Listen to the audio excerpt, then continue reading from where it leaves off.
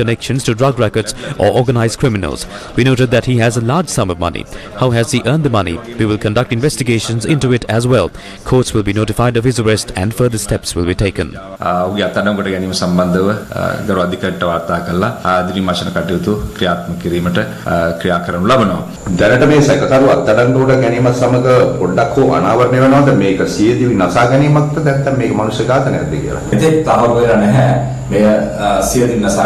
That has not been confirmed yet. However, investigations are underway based on the premise that this could be a murder.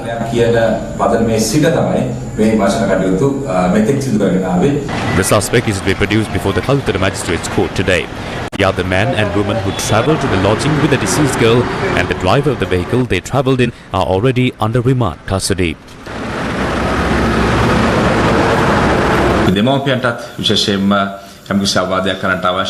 have advised parents to be aware of your child's whereabouts. Pay special attention to where they travel, what they are doing, if they are going for tuition or elsewhere.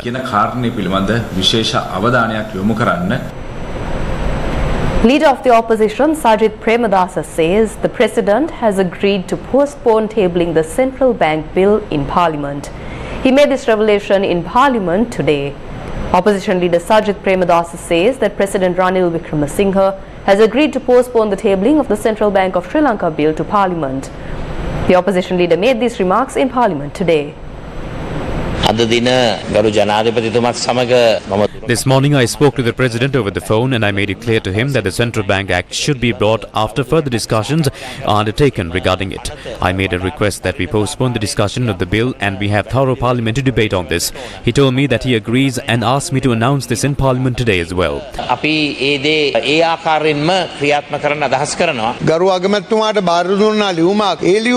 A letter was given to the Prime Minister and that includes a different proposal. It says that they propose an additional bill which includes all amendments that were noted by the Supreme Court. It would be difficult to take the amendments separately, to combine them and to debate them. This morning the Committee on Public Finance will convene and the CBSL Governor will join as well.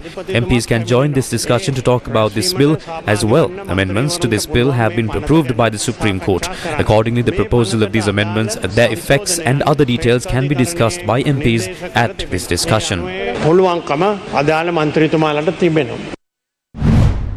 group of opposition parliamentarians handed over a letter to Prime Minister Dinesh Gunawardena requesting a new central bank bill to be presented that includes the proposed amendments noted by the Supreme Court. It was handed over to the Prime Minister at his office in Parliament. The letter has been signed by MPs Venerable Aturali Ratanathero, Uday Gammanpila, Vasudeva Nanayakara, Kevintu Kumaratunga, Jayantha Samaraveera, Mohammed Musamil, Veerasumana Veerasinghe and Asanka Navaratna. A special report compiled by Minister Kanchana Wijesekara regarding the removal of Janaka Ratnayaka from the membership of the Public Utilities Commission was presented in Parliament today by the Chief Government Whip MP Prasanna Ranatunga.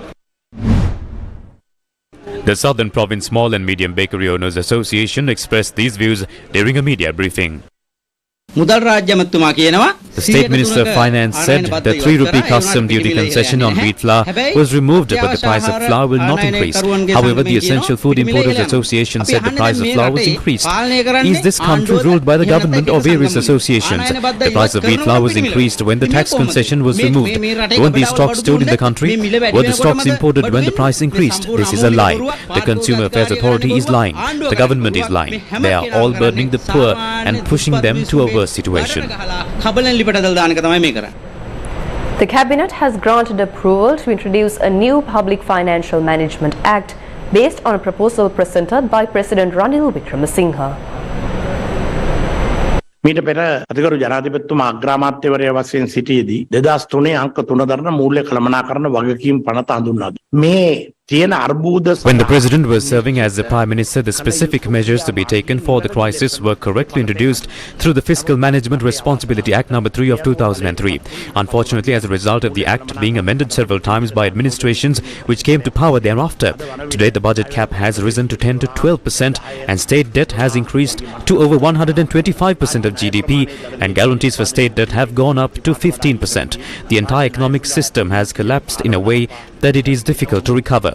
Cabinet approval was granted to correct the situation and introduce a new Fiscal Management Act for public financial management within a legal framework by making changes to the old Act, ensuring that it cannot be amended unless through a special proposal in Parliament and not for the needs of other officials. විශේෂ යෝජනා සම්මතයකින් තොරව එක් නිලධාරීන්ගේ හා වෙනත් අයගේ උපදේශකයන්ගේ වන්දි බට්ටයන්ගේ උවමනාවන් අනුව වෙනස් කරන්න බැරි වෙන ලෙස නව රාජ්‍ය මූල්‍ය කළමනාකරණ පනතක් හඳුන්වා දීම සඳහා කැබිනට් අනුමැතිය ලබා දුන්නා. ලංකාව තුල ණය ප්‍රතිව්‍යුහගත කිරීම ගැන ලොකු There has been a lot of talk about debt restructuring in Sri Lanka. There is a lot of controversy over whether or not it will happen. Was it discussed in the cabinet? කතා බහ කරාද කැබිනට්ුවේදී අමතවා මේවා හුදු බිල්ලන් මැවීම හා විවිධ හිතලු ප්‍රකාශ කිරීමට වඩා ඉතා බැරෑරුම් ජාතික අර්බුදයක් අපිට තිබෙන්නේ. මොකද ණය ප්‍රතිව්‍යුහගතකරණයේ දේශීයක නෙමේ ප්‍රථමයෙන් අපිට We are facing a serious national crisis than the creation of scapegoats and various opinions being expressed. When restructuring debt, before restructuring domestic debt, we should first restructure our international debt. International creditors who purchase sovereign bonds have started filing cases against the Sri Lankan government. As we don't have the technical knowledge and expertise on this matter, the Lazard organization in France has been appointed to fulfill this duty on behalf of the Sri Lankan government. The President, as the Finance Minister, held continuous talks with the finance ministers of India, Japan and France to resolve the national debt crises, along with the Central Bank of Sri Lanka, the Finance Ministry and others with technical and financial expertise. Many creditors have shown a positive response by expressing willingness toward debt restructuring. While fulfilling these duties with patience and in a responsible manner, the President has given assurances to the country regarding domestic debt. No decision has been reached in this regard so far. සුබවාදී ලෙස මේ ණය හිමියෝ බොහෝ දෙනෙක් යහපත් ප්‍රතිචාර දක්වලා තියෙනවා ණය ප්‍රතිව්‍යුහගතකරණයකට කැමැත්ත පළ කරන. ඉතින් මේ ටික ඉවසීමෙනුත් වගකීමෙනුත් ඉෂ්ට කළ දෙන අතර දේශීය ණය සම්බන්ධයෙන් ජනාධිපතිතුමා රටට ප්‍රතිඥාවක් දීලා තිබෙනවා. තනෝ මේ ගැන කිසිදු තීරණයක් මෙතෙක් ගෙන නැහැ. How did the price of wheat flour increase? Questions were raised regarding the price hike at the weekly cabinet decisions media briefing today. Yesterday, the customs duty on wheat flour was increased by 3%. However, wheat flour prices in the market include the wholesale rate increased by 10 rupees. What is the formula behind this? මේ පිළිබඳ ඉතාම වැරදි සහගත ප්‍රවෘත්තියක් යන බව තමයි Wheat flour manufacturing companies said false information is being reported regarding this. There are two companies which import wheat seeds and produce wheat flour within Sri Lanka. As media reports highlighted that wheat flour prices were increased by 10 rupees. I spoke to senior officials from both companies over the phone before this media briefing. They responsibly stated that wheat flour prices were not increased in any manner and that they have sufficient stocks for the next 6 months. The price of locally manufactured wheat flour has not increased in any manner. The price was increased for imported wheat flour.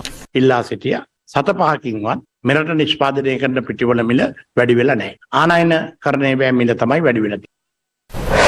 News first with the people.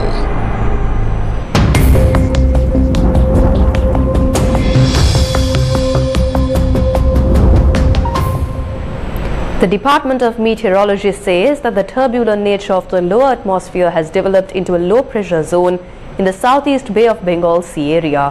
This system will gradually develop into a depression today and then into a hurricane.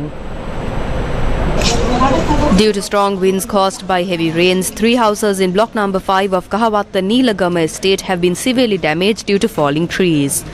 Our correspondent said that 2 people were injured and admitted to the Kahawatta base hospital.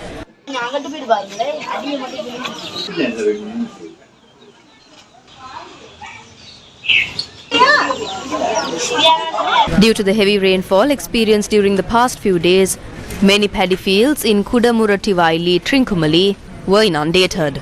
Our correspondent said that the crops, which are only a few weeks into the Yalla season, are now inundated due to the extreme weather condition. Our correspondent noted that over 15 hectares of paddy fields are inundated. Meanwhile, the landslide warnings issued to Badulla, Gaul, K-Gaul and Matale districts are still in effect. The National Building Research Organisation said that warnings have been issued to the Passara Divisional Secretariat in the Badulla district. It also includes Nagoda, Yakkalamulla, Badegam and Elpite Divisional Secretariats of the Gaul district. In the K-Gaul district, warnings have been issued for the Mavanella, Galigamua, Rambukkana, Yatiyantota, Daraniyagala and K-Gaul Divisional Secretariats. Warnings were issued to Pallepola Divisional Secretariat in the Matale district. Residents of those areas should be cautious of landslides, earth slips and mound collapses.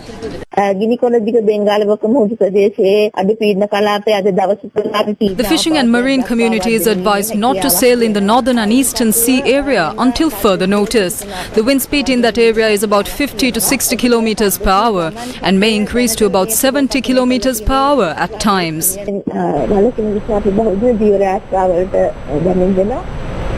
Police intervened to stop a silent protest held by a group of civil activists at the Golf Face Green this morning.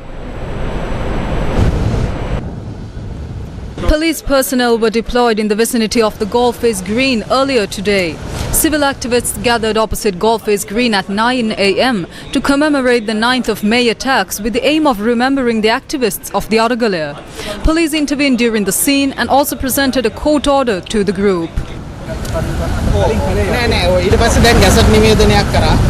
හරි gazette එකක් කළා ඉන්න මේක සම්පූර්ණ මේ වගේ දේවල් වලට බෑ මේක යොදා ගන්න රැස්වීම ഘോഷණ ඒ කටයුතු වලට අමතර අපි උසාවි නියෝගයක් කරන් තියෙන එකත්.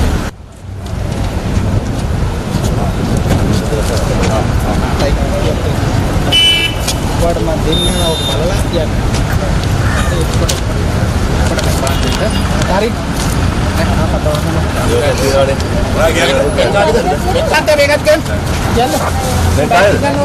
The group of protesters were then dispersed from the location.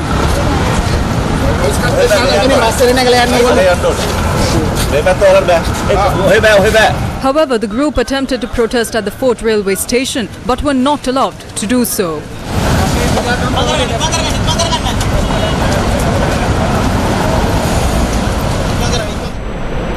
The Cabinet has granted approval to provide paid ward facilities for Sri Lankan citizens and foreigners at state hospitals in the country.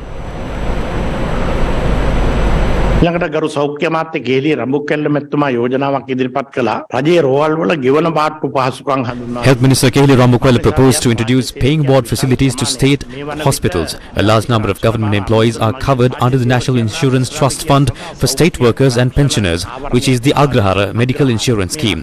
Although free medical facilities are provided under this insurance, as they are unable to use these benefits, state employees and those with the Agrahara medical insurance go to private hospitals. Cabinet approval was sought to introduce paying wards at state hospitals for those with medical insurance and Sri Lankans and foreign nationals willing to pay for medical facilities within the efficient state hospital system. All of us accepted that since the past there has been a paying ward system in state hospitals. We will broaden this paying ward system and provide medical facilities for far and bearable rates for those who need it. Cabinet granted approval to continue to provide free medical services for the general public as well. අනිත් රටේ පොදු ජනතාවට මේ නොමිලේ දිගටම සෞඛ්‍ය ආරක්ෂණය පවත්වාගෙන යාමේ ප්‍රතිපත්තිය ක්‍රියාත්මක කරන්නටත් කැබිනට් අනුමැතිය ලබා දුන්නා. A series of prayers organized by the Theravada Buddhist Vihara in Berlin, which is the first and oldest Theravada Buddhist temple in Europe, was held recently to mark Vesak Poya Day. Several religious activities, including meditation programs, a Pindapata tour and a Dansal were held with the participation of Buddhists living in Germany.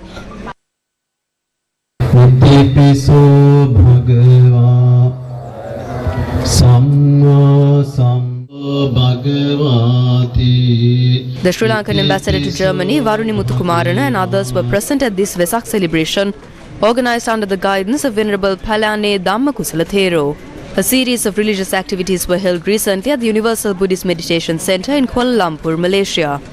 Sri Lanka's ambassador to Malaysia, former Air Force Commander, Air Chief Marshal Tumangala Dias and a group of others attended this event, held according to the advice of Chief Prelate, Venerable Ulukarande Revata Thero of the Malvatu Vihara in Kandy.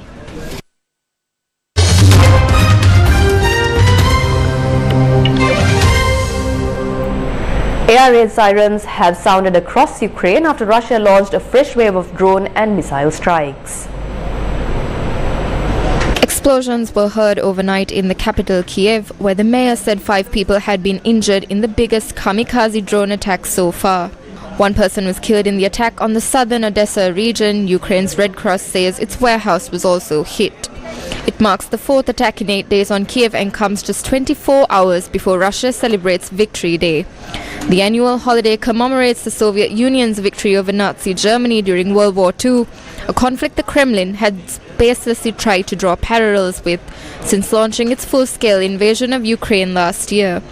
After a lull in Russian attacks on civilian targets in recent months, which saw Kiev go days without an attack, Moscow has intensified its air raids over the past week ahead of a widely expected Ukrainian counter-offensive.